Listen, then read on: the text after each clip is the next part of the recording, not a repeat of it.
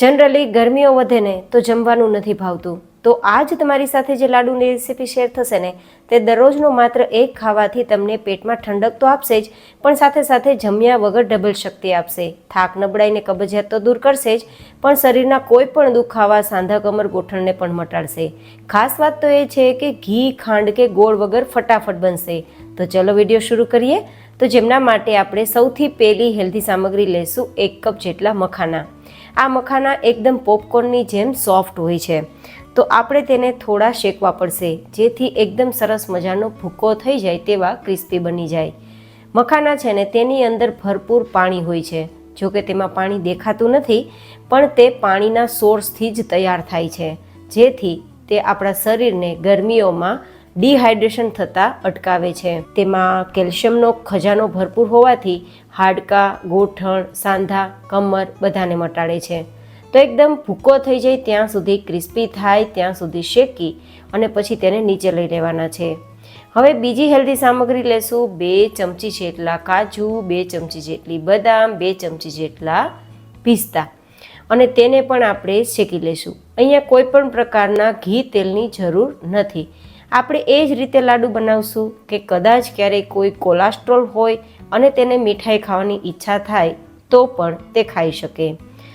આ રીતે આપણે બધું જ સરસ મજાના ડ્રાયફ્રૂટ્સ શેકાઈ જાય તો તેને પણ મખાના સાથે લઈ લેશું અને ઠંડા કરવા છોડી દેશું. હવે આપણે ત્રીજી હેલ્ધી સામગ્રી લેશું અને તે છે 1 કપ જેટલું નારિયેળનું છીણ. નારિયેળનું આપણે ભૂકો કહીએ તેને પણ આપણે શેકી લેવાનું છે એકદમ ધીમા ગેસની ફ્લેમ પર. આમ તો જો કે શેકેલું ટોપરું હોય છે, પણ થોડું મોઇસ્ચર હોય તો આપણે તેને શેકી લઈએ તો ફ્લેવર પણ સારી આવે અને એકદમ સરસ મજાનો ટેસ્ટ પણ આવે. તો નારિયેળ છે તે કોઈપણ પ્રકારના માથાના દુખાવામાં ફાયદા કરે છે, અને તેમાં ફાઇબર વધારે હોવાથી પેટની સમસ્યા, કબજિયાત અને સાથે તેમાં મેગ્નેશિયમનો સોર્સ હોવાથી શરીરમાં કે હાડકાના દુખાવામાં પણ ફાયદા કરે છે, અને તેમાં ઇન્સ્ટન્ટ એનર્જી આપવાની તાકાત પણ છે. તો હવે તેને પણ શેકાઈ ગયા બાદ એક પ્લેટમાં લઈ લેશું. ખાસ ધ્યાન રાખવાની, કોઈ પણ સામગ્રીને શેકો ને તો ગેસની ફ્લેમ ધીમી રહેવી જોઈએ, જેથી તેના પોષક તત્વો બળે નહીં. હવે અહીંયા આપણે થોડી પિસ્તાની સ્લાઇસ લેશું અને થોડી સૂકા ગુલાબની પાંખડીના ટુકડા. અહીંયા આ જે સ્ટેપ છે ને, મતલબ પિસ્તાની સ્લાઇસ અને ગુલાબને શેકવાની, એ સ્કીપ કરી શકો છો તમે. એમની કોઈ જરૂર નથી, એ માત્ર હું ડેકોરેશન માટે યુઝ કરવાની છું. તો તેમાં જો થોડું મોઇસ્ચર હોય તો બળી જાય, તેના માટે હું પિસ્તાની સ્લાઇસ અને ગુલાબની પાંખડી જે ડ્રાય હોય ને તેને શેકી લઉં છું. પણ હું હજુ એકવાર કહું છું, આ સ્ટેપ અપનાવવું ટોટલી ઓપ્શનલ છે.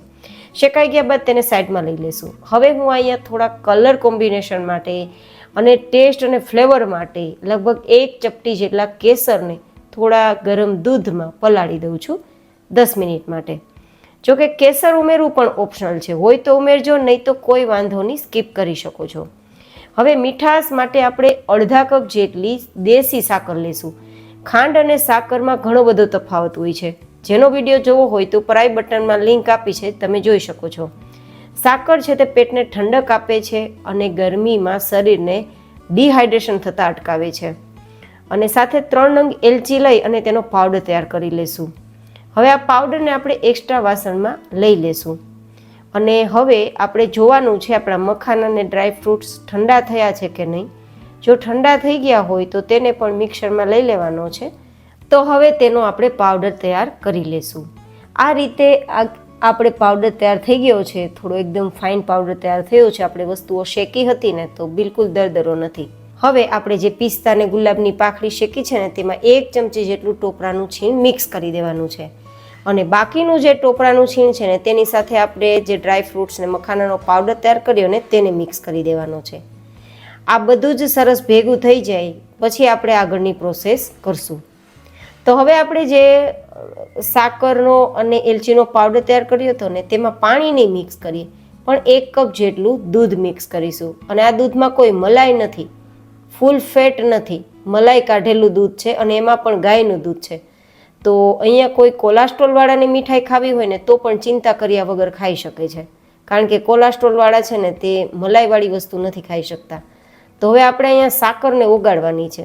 સાકર ઓગળે એટલે કેસરવાળું દૂધ મિક્સ કરી દેવાનું છે, અને પછી 1 ઉફાણ આવે ત્યાં સુધી દૂધને ગરમ કરવાનું છે. બિલીવ મી ગાઈઝ, આ બધી જ સામગ્રીઓથી તૈયાર થતા લાડુ તમારા શરીરના કોઈ પણ દુખાવા હોય, ચાહે ગોઠણ, કમર, સાંધા, પેટની સમસ્યા હોય, જેમ કે ગેસ થતો હોય, અપચો રહેતો હોય, કબજિયાત રહેતી હોય, અથવા તો શરીરમાં થાક નબળાઈ રહેતી હોય, કે પછી પેટમાં ગરમીઓ હોય તો તેને ઠંડક આપવાની વાત હોય, પેટમાં એકદમ કુલિંગ આપવાની બાબત હોય, તો આજનો લાડુ કમાલનું કામ કરશે. બસ દૂધમાં એક ઉફાણ આવી જાય પછી આપણે બધો જે પાવડર તૈયાર કર્યો હતો ને મખાના, ટોપરા, ડ્રાયફ્રૂટ્સનો, તે મિક્સ કરી દેવાનો છે. અને તમને અત્યારે બધું જ લૂઝ લાગશે, ઢીલું લાગશે, પણ જેમ જેમ ચલાવશો ને તેમ તેમ ભેગું થતું જશે. અને હવે ગેસની ફ્લેમ એકદમ ધીમી કરી દેવાની છે. જ્યાં સુધી આ બધું જ બેઝ ભેગું ના થઈ જાય, કડાઈને છોડવા ના લાગે ત્યાં સુધી. તો ત્યાં સુધી સતત ચલાવશું અને ગેસની ફ્લેમ ધીમી રાખશું. તો હવે તમે જુઓ બધું સરસ ભેગું થઈ ગયું છે, કડાઈને છોડવા લાગ્યું છે. તો ગેસની ફ્લેમ બંધ કરી નીચે લઈ તેને ઠંડુ કરીશું. જેમ ઠંડુ થશે તેમ એકદમ બધું ભેગું થવા લાગશે. અને તમે જુઓ એકદમ સરસ ઠંડુ થઈ ગયું છે, પણ હાથમાં નથી ચીપકતું, મતલબ એકદમ બેઝ સેટ થઈ ગયું છે. અને કમાલની વાત તો એ છે કે આમાં ઘીનું એક ટીપું નથી, છતાં એકદમ શાઇનિંગ છે. તેનું કારણ છે આપણે જે ડ્રાયફ્રૂટ્સ મિક્સ કર્યા ને તેમાં પણ મોઇશ્ચર હોય છે, કારણ કે તેનું ઇનબિલ્ટ તેલ હોય છે, અને નારિયેલમાં પણ ઇનબિલ્ટ તેલ હોય છે. તો બસ તે હેતુથી આપણે ઘીનો કોઈ ઉપયોગ કરવાની જરૂર નહોતી. બસ લાડુ બનાવી અને જે આપણે મિશ્રણ તૈયાર કર્યું તેમાં કોટ કરી એન્ડ ધેન કોઈ પણ ડબ્બામાં ભરી અને ખાઈ શકો છો. આ યુનિક રેસિપીનું નામ શું રાખી શકાય એ મને કોમેન્ટમાં જરૂર બતાવજો, કારણ કે અમારું પોતાનું ક્રિએશન છે. તો આઈ હોપ કે તમને મારી આજની આ લાડુ બનાવવાની યુનિક રેસિપી પસંદ આવી હશે. વિડીયો પસંદ આવે તો લાઇક કરજો, ચેનલને સબસ્ક્રાઇબ કરજો. ફરી મળીશું નેક્સ્ટ રેસિપીમાં. ત્યાં સુધી stay healthy and stay happy.